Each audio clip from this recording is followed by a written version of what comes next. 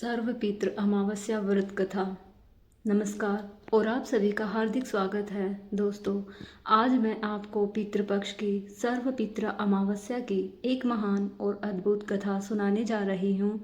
यह कथा केवल धार्मिक महत्व ही नहीं रखती, बल्कि जीवन के गहरे रहस्यों और हमारे पूर्वजों के साथ जुड़े उस अदृश्य संबंध को भी उजागर करती है। प्राचीन काल की बात है, जब एक जिज्ञासु ब्राह्मण पितृपक्ष के समय अनेक शंकाओं से घिरा हुआ था। उसके मन में यह प्रश्न लगातार उठ रहे थे कि आखिर पितृपक्ष का महत्व इतना अधिक क्यों है। श्राद्ध और तर्पण जैसे कर्मकांड क्यों किए जाते हैं? क्या वास्तव में इन क्रियाओं से हमारे पूर्वजों को तृप्ति और शांति मिलती है, या यह केवल मात्र परंपरा का पालन भर है? इन गहरे और गंभीर प्रश्नों का उत्तर पाने के लिए उस ब्राह्मण ने तपस्वियों की भांति ध्यान लगाया और सच्चे मन से धर्मराज यम का आह्वान किया। उसकी निश्चल श्रद्धा और गहन जिज्ञासा को देखकर स्वयं यमराज प्रकट हुए। उनका दिव्य स्वरूप तेजोमय था, मुख पर गंभीरता के साथ करुणा झलक रही थी। ब्राह्मण ने विनम्रता के साथ उनके चरणों में प्रणाम किया और नम्र स्वर में पूछा, हे धर्मराज, कृपया बताइए कि पितृपक्ष का इतना अधिक महत्व क्यों माना जाता है? हम श्राद्ध और तर्पण क्यों करते हैं? क्या वास्तव में यह कर्म कांड हमारे पितरों को तृप्त और संतुष्ट करता है? यमराज ने मधुर किंतु गंभीर स्वर में उत्तर दिया, हे ब्राह्मण, तुम्हारा प्रश्न अत्यंत महत्वपूर्ण है। पितृपक्ष वह पावन काल है जब संतान अपने पितरों के प्रति कृतज्ञता व्यक्त करती है। इस समय किए गए श्राद्ध और तर्पण से पितरों को तृप्ति और मुक्ति मिलती है और वे अपनी संतान पर आशीर्वाद बरसाते हैं। इसका महत्व इतना गहरा है कि यदि कोई मनुष्य सच्चे मन से श्राद्ध और तर्पण करता है तो उसके पितृ संतुष्ट होकर उसे आरोग्य, दीर्घायु और धन धान्य प्रदान करते हैं। इतना कहकर यमराज ने उस ब्राह्मण को एक अत्यंत प्राचीन और पवित्र कथा सुनानी प्रारंभ की। उन्होंने कहा, हे ब्राह्मण, यह कथा गरुड़ पुराण में वर्णित है और जो भी इसे श्रद्धापूर्वक सुनता है उसके सैकड़ों अपराध क्षमा हो जाते हैं। ऐसे मनुष्य की कभी दुर्गति नहीं होती और उसके पितृ प्रसन्न होकर उसे जीवन में सुख समृद्धि प्रदान करते हैं। इतना कहकर यमराज ने अपनी गंभीर वाणी से उस ब्राह्मण को एक प्राचीन घटना सुनानी आरंभ की, जिससे पितृपक्ष के महत्व का वास्तविक रहस्य प्रकट हुआ। बहुत प्राचीन समय की बात है। गंगा किनारे बसा हुआ नगर अपने वैभव, धार्मिक महत्ता और आध्यात्मिक शक्ति के लिए प्रसिद्ध था। उसी नगर में एक धर्मनिष्ठ और प्रजावत्सल राजा रहते थे, जिनका नाम रघुसेन था। वे अत्यंत न्यायप्रिय, दयालु और ईश्वर के भक्त थे। प्रजा उन्हें पिता के समान मानती थी, लेकिन जब जीवन का समय पूरा हुआ तो राजा इस संसार को छोड़कर चले गए। उनके निधन के बाद पूरा नगर शोक में डूब गया। महल में करुणा और पीड़ा की लहर दौड़ गई। एकमात्र उत्तराधिकारी था राजकुमार विजय कुमार। विजय कुमार योग्य था, बुद्धिमान था और साहसी भी, किंतु उसके मन में एक दोष था। वह पितरों और श्राद्ध कर्म के महत्व को नहीं समझता था। वह सोचता था कि मृत्यु के बाद सब कुछ समाप्त हो जाता है। आत्मा या तो स्वर्ग जाती है या पुनर्जन्म लेती है। ऐसे में श्राद्ध और तर्पण जैसे कर्म कांडों का क्या अर्थ है? इसलिए जब राज परिवार और पुरोहितों ने उससे कहा कि राजा रघुसेन के लिए श्राद्ध और तर्पण करना आवश्यक है, तो उसने असहमति जताई। विजय कुमार ने स्पष्ट शब्दों में कहा, पिताजी अब इस संसार में नहीं है, तो उनके लिए पिंडदान और तर्पण करने से क्या होगा? जीवितों की सेवा करना ही सबसे बड़ा धर्म है। मृतकों के लिए घी दूध बहाना, अनाज चढ़ाना मुझे निरर्थक प्रतीक होता है। उसके इस शब्दों से पुरोहित, नगरवासी और बुजुर्ग स्तब्ध रह गए। उन्होंने बहुत समझाया, लेकिन विजय कुमार अपने विचारों पर अडिग रहा। उसने कोई श्राद्ध कर्म नहीं किया धीरे धीरे समय बीतता गया, परंतु राज्य में विपत्तियां बढ़ने लगी। वर्षा होना बंद हो गई, खेत सूख गए, अन्न की कमी होने लगी, प्रजा भूख और रोगों से पीड़ित होने लगी, घर घर में कलह बढ़ गया, पशुधन नष्ट होने लगे। ऐसा लगा मानो समृद्ध राज्य पर किसी का भयंकर श्राप पड़ गया हो। इधर स्वर्गलोक में राजा रघुसेन की आत्मा बेचैन होकर भटक रही थी। उन्होंने अपने पुत्र की भूल से गहरी पीड़ा हो रही थी। बिना श्राद्ध और तर्पण के आत्मा तृप्त नहीं हो पाती, और यही कारण था कि वे भी असंतोष से भरे हुए थे। उनके साथ साथ वंश के अन्य पितृ भी अप्रसन्न हो उठे।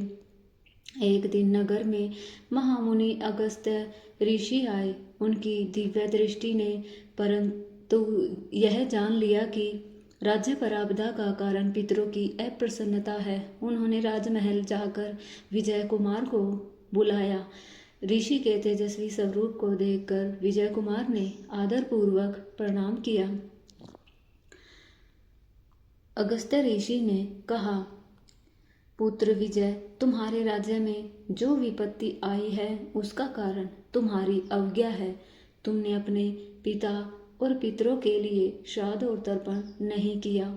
जब तक पितृ तृप्त नहीं होते तब तक संतान का जीवन भी सुखमय नहीं हो सकता। पितरों का आशीर्वाद ही संतान के लिए ढाल और शक्ति का कार्य करता है। तुमने अपने पिता को अन्न जल अर्पित नहीं किया, इसलिए उनकी आत्मा व्याकुल है और राज्य विपत्तियों से घिरा है। ऋषि के वचन सुनकर विजय कुमार का घमंड चूर चूर हो गया। उसे अपनी भूल का गहरा एहसास हुआ। उसने हाथ जोड़कर विनम्रता से कहा, गुरुदेव, कृपया मेरी गलती क्षमा करें। अब मुझे मार्ग दिखाइए कि मैं अपने पितरों को किस प्रकार संतुष्ट कर सकता हूँ। ऋषि ने समझाया, पुत्र, अभी भी देर नहीं हुई है। तुरंत पवित्र गया नगरी जाकर विधि पूर्वक श्राद्ध और पिंडदान करो। पितरों को तर्पण के जल और अन्न से तृप्त करो। जब वे संतुष्ट होंगे तभी तुम्हारे राज्य से विपत्ति दूर होगी और तुम्हारे जीवन में सुख समृद्धि लौटेगी। ऋषि की आज्ञा पाकर विजय कुमार ने विलंब न करते हुए गया की यात्रा प्रारंभ की।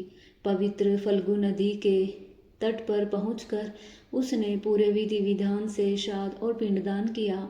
उसने पिता रघुसेन सहित समस्त पितरों का आह्वान किया और आंसुओं से भीगे मन से उन्हें जल अर्पित किया।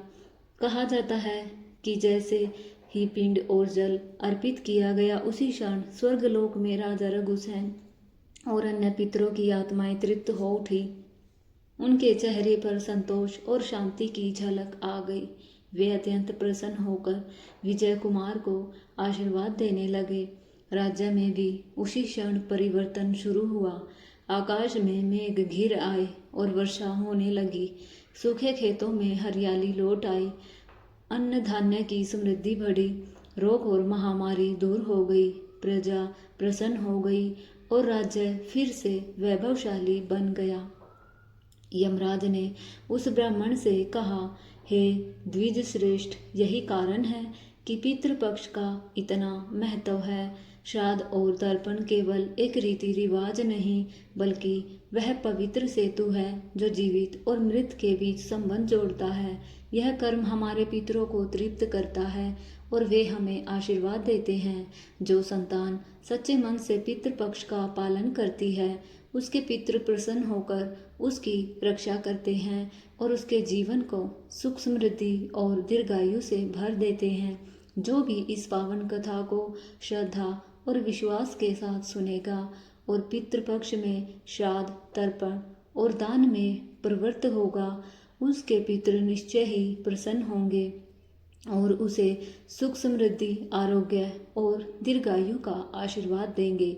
यह कहते ही धर्मराज अंतर्ध्यान हो गए और उनके जाने के बाद वहां का वातावरण और भी पवित्र और दिव्य हो गया। ऐसा लगा मानो पूरे आकाश में एक दृश्य आभा छा गई हो और चारों ओर से पवित्रता का प्रकाश बरस रहा हो। इस प्रकार पितृपक्ष की यह पावन कथा पूर्ण हुई। इस कथा से हमें यह गहन शिक्षा मिलती है कि अपने पूर्वजों के प्रति श्रद्धा, कृतज्ञता और सम्मान प्रकट करना अत्यंत आवश्यक है। जब हम विधि विधान से श्राद्ध, तर्पण और दान करते हैं तो यह केवल एक धार्मिक अनुष्ठान भर नहीं होता, बल्कि यह हमारे पूर्वजों की आत्माओं को शांति और तृप्ति प्रदान करने का एक माध्यम होता है। उनकी प्रसन्नता हमारे जीवन की कठिनाइयों और विघ्नों को दूर करती है और हमारे पूरे कुल को कल्याण करती है। हर वर्ष आने वाला पितृपक्ष हमें यह स्मरण कराता है कि हमारे अस्तित्व की जड़ें हमारे पूर्वजों में ही निहित है। यदि आज हम सुख, समृद्धि और जीवन की धारा में आगे बढ़ रहे हैं तो यह सब हमारे पितरों के आशीर्वाद और उनके त्याग का ही फल है। उनकी आत्मिक तृप्ति के लिए किया गया छोटा सा प्रयास भी हमारे लिए अनंत पुण्य और दिव्य आशीर्वाद लेकर आता है। वास्तव में पितरों का सम्मान करना हमारे कर्तव्य का एक हिस्सा है, क्योंकि उनके बिना हम अस्तित्व में नहीं होते। इसलिए यह आवश्यक है कि हम पितृ ऋण उतारने का संकल्प लें और सच्चे हृदय से पितरों को अर्पित कर्म करें। शास्त्रों में स्पष्ट रूप से कहा गया है कि पितृदेवो भव, अर्थात पितरों को देवतुल्य मानकर उनका सम्मान और पूजा करनी चाहिए। श्राद्ध पक्ष में पवित्र नदियों, विशेषकर गंगा स्नान का असीम महत्व है। गंगा नदी को पितरों की तृप्ति के लिए सर्वोत्तम माना गया है। जब मनुष्य गंगा में स्नान करके अपने पितरों के नियमित जल अर्पण करता है तो उसके समस्त पाप धुल जाते हैं और पितरों की आत्मा को दिव्य शांति प्राप्त होती है। इस कार्य से पितृ प्रसन्न होकर आशीर्वाद प्रदान करते हैं। पितरों को प्रसन्न करने के लिए सत्संग में शामिल होना और पवित्र ग्रंथों जैसे भगवत गीता का पाठ करना अत्यंत लाभकारी माना जाता है। पितरों की शांति के लिए गीता के 11वें अध्याय का पाठ विशेष रूप से लाभकारी होता है। भगवत गीता के पाठ से पितरों की आत्मा को शांति मिलती है और उनके वंशजों पर उनकी कृपा बनी रहती है। इसलिए हे मित्रों, जब भी पितृपक्ष का समय आए तो इस कथा को स्मरण करें और तन, मन और धन से अपने पूर्वजों की सेवा और स्मरण में लग जाएं।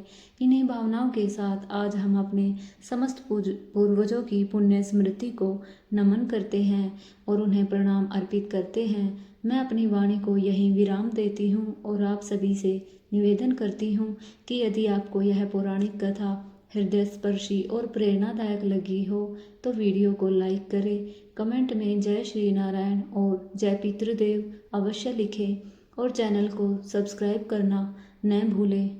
आपके सहयोग और श्रद्धा से ही यह ज्ञान यात्रा आगे बढ़ती है। आप सभी का हृदय से धन्यवाद।